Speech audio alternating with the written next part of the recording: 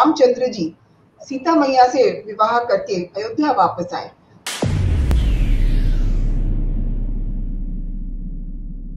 आज हम जिस रंगोली की बात कर रहे हैं वो बहुत ही हम उसको रंगोली की श्रेणी में रखते ही नहीं हैं, लेकिन हर घर में ये बनाया जाता है जब पूजा होती है, कोई शादी होता है, कोई त्योहार होता है, तो इसको कहते हैं चौक पूरना।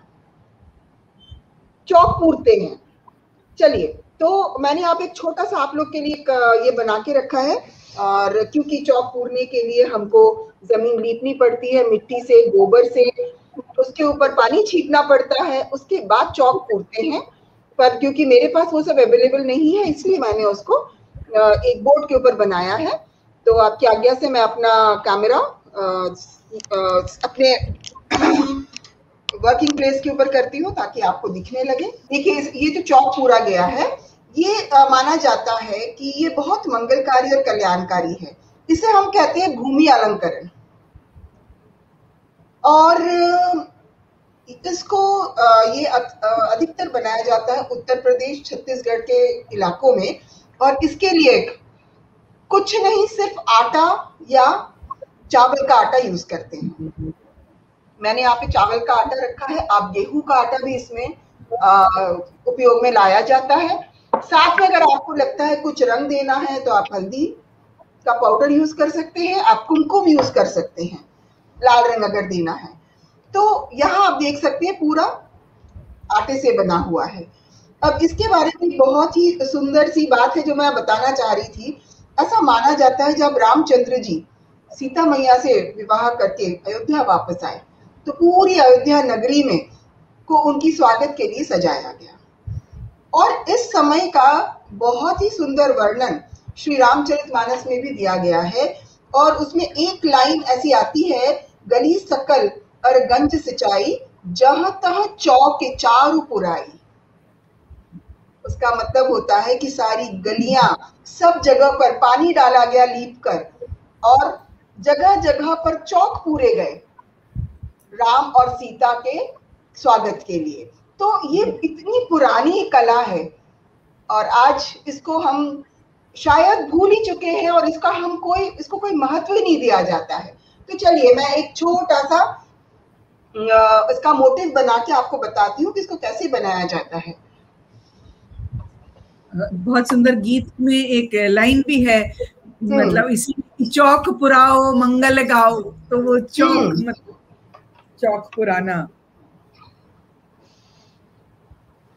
मुझे लग रहा है कि आप लोग को मेरा दिख रहा है? दिख रहा है आप? जी दिख रहा है मैडम। तो देखिए जी, मैं अपनी टेबल के ऊपर ही बना रही हूँ क्योंकि ये डार्क कलर की है। इसके अंदर कोई बहुत सफाई, बहुत कारीगरी की जरूरत नहीं होती है, लेकिन श्रद्धा की जरूरत जरूर होती है। आपके मन में बनाते समय अच्छे भाव हों, क्योंकि आप किसी पूजा से पहले या कोई भी त्योहार से पहले भगवान के लिए चौक पूरते हैं, उसके ऊपर ही भगवान को बिठाया जाता है, उसी से भगवान का स्वागत किया जाता है। तो बहुत ही साधारण से डिजाइन्स हैं। मुझे लग रहा है यहाँ पे शायद लाइट चमक रही है। ठीक है, थोड़ा चमक रही पर आप बना लो।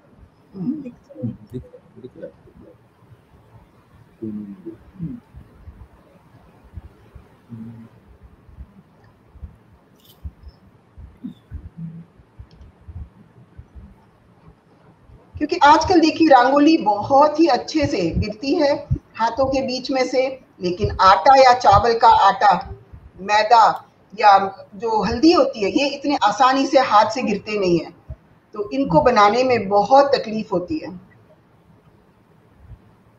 मैं तो आपको बहुत ही सिंपल सा एक बता रही हूँ जो आप घर के सामने बना सकते हैं। और अगर इसमें आप चाहें तो इसमें हल्दी डाल के आप इसको रंगीन भी बना सकते हैं। कई प्रांतों में ऐसा भी माना जाता है कि सिर्फ सफेद नहीं बनाते हैं। हाँ, सही बात है, में रंग डालते हैं। हाँ, और तो उसमें प्रदेश में जहाँ पे सफेद ही बनाया जाता है, ये फर्क बहुत पड़ जाता है। वैसे चौक पूरते सफेद रंग से ही है मालविका मैम, लेकिन कई जगह पर आजकल क्योंकि लोगों को थोड़ा रंग पसंद है तो इसमें हल्दी का उपयोग किया जा सकता है। हाँ, पर मैंने जितना इसके बारे में पढ़ा या जाना, जो मैं जितना समझती हूँ इसके बारे में, इसको आटे से ही बनाया जाता है। हाँ, हाँ, मैंने देखा है दशहरे पर छत्तीसगढ़ में बहुत बनता है। जब हाँ, मैंने वही बोला, छत्तीसगढ़ और उत्तर प्रदेश में इसका प्रचलन। रावण के दहन के बाद जब पुरुष लोग आते हैं तो महिला चौक पुरा के वहां पीड़ा रख के उनकी आरती उतारती है। आरती उतारती है जी, बहुत है ऐसा। ये देखिए, महाराष्ट्र में भी इसका बड़ा अच्छा प्रचलन है। वो कभी हम बात करेंगे, हम दोनों उस विषय में बताएंगे आपको जल्दी। देखिए,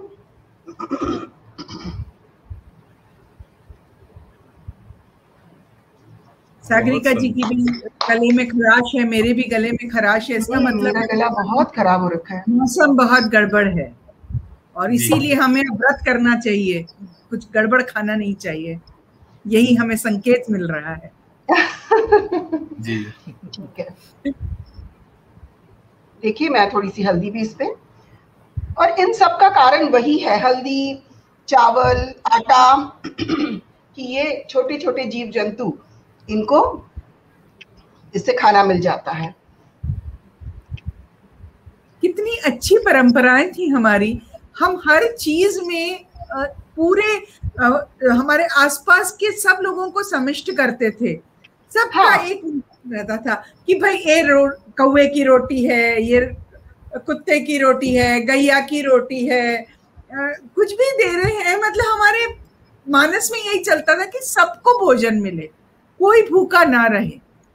अब हम पूछे कि आप कितने खाओगे, 2 रोटी खाओगे तो 2 ही बनेगी आपके लिए, तीसरी रोटी घर में नहीं बनेगी, क्योंकि भूखा कोई नहीं है ना आजकल मालविका मैम।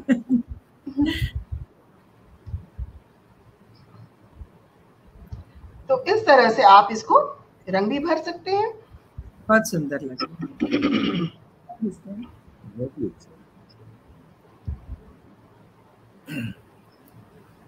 हाँ। और मेरा मुख्य उद्देश्य किसी को रंगोली सिखाना नहीं है, मेरा उद्देश्य इतना है कि मैं आपको रंगोली का प्रारूप कैसा था और हमने उसे क्या बदल के किया है। मैं ये नहीं बोलूंगी कि आधुनिक समय में कुछ बहुत खराब रंगोलियां बनाई जाती हैं, पर इसका जो पुराने समय में इस तरह का एक स्वरूप था, इसको भूल नहीं जाना चाहिए, क्योंकि हमारी दादियों ने या हमारे पूर्वजों ने इनका कुछ सोच समझ के इनको बनाया है।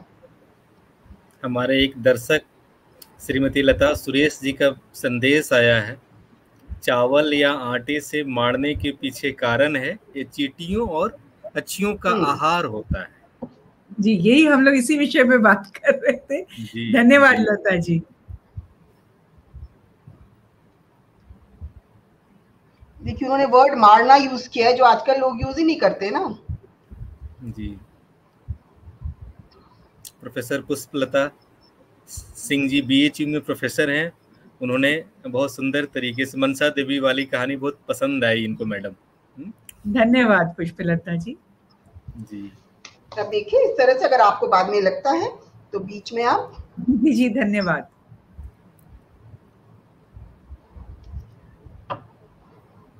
शांति स्वरूप सिन्हा साहब BHU से, हमारे BHU से लोग आज ज्यादा लोग देख रहे हैं, लगातार कमेंट्स आ रहे हैं उनके।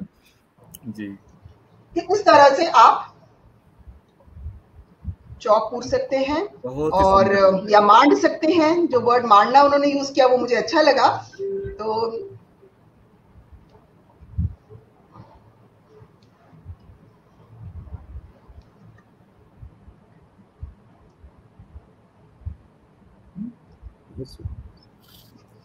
तो इस तरह से आप चौक पूर्रा कहते हैं इसको, और पूरी तरह से इको फ्रेंडली है।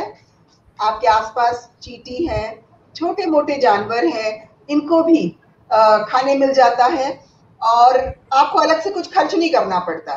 इसी जगह अगर आप केमिकल से भरे हुए कलर वाले जो रंगोली यूज करते हैं, उसको आप जब फेंकते हैं, जो पानी है, या आप मिट्टी में डालते हैं तो मिट्टी भी उससे खराब होती है, और पानी में तो बहुत ज्यादा घुल के वो उसको जहरीला बना देती है। कोशिश करें जितना ज्यादा से ज्यादा हो इस तरह से रंगोली बनाएं इस बार, और अपना पर्यावरण भी सुरक्षित रखें। ये अनंता जी, मेरे को एक ध्यान आई चीज, इसलिए मैंने सोचा यहाँ संदर्भ है रंगोली का और बहुत चर्चा हुई, तो मुझे लगा कि ये भी हम लोगों के लिए थोड़ा सोचना जरूरी है कि रंगोली दरअसल बनाई क्यों जाती थी, इसका क्या महत्व था।